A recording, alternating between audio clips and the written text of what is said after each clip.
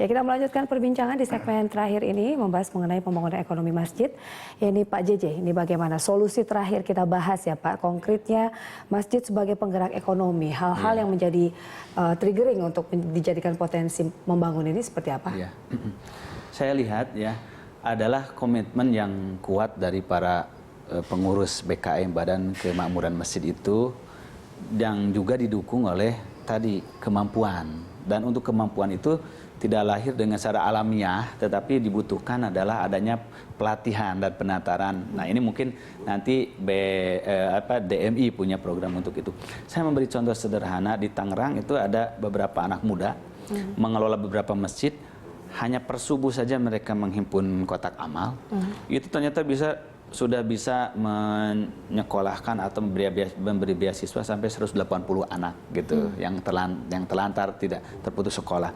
Ini dengan hanya usaha kecil saja, tapi ada kreativitas. Nah, jadi kreativitas, kemudian integritas dari para pengurus masjid dan juga punya visi ke depan mau seperti apa masjid ini sehingga tidak terus-terusan meminta tapi juga ingin memberi.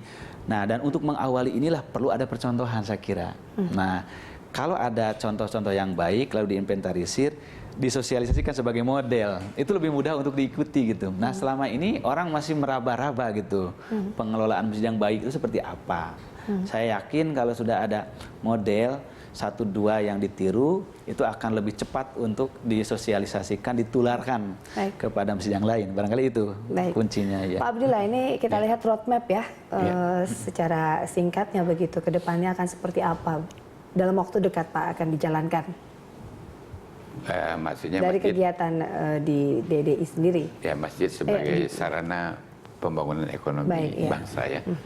Judul kita demikian. Ya, kita memang di bawah pimpinan Bapak JK ini roadmap-nya jelas ya, batasannya juga jelas. Artinya memakmurkan masjid, dimakmurkan masjid itu untuk umat bahkan untuk bangsa dan negara ini.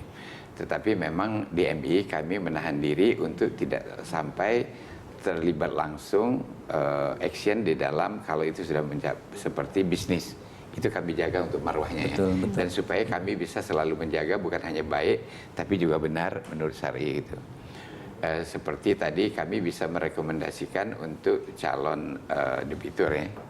Misalnya artinya kami bukan hanya demikian saja, memang baru-baru ini untuk se-Jabodetabek kami lakukan beberapa kali penataran kepada BKM Badan Kesejahteraan Masjid, dan alhamdulillah sudah berhasil dengan baik dan sudah ada penyaluran kredit dari salah satu bank syariah gitu.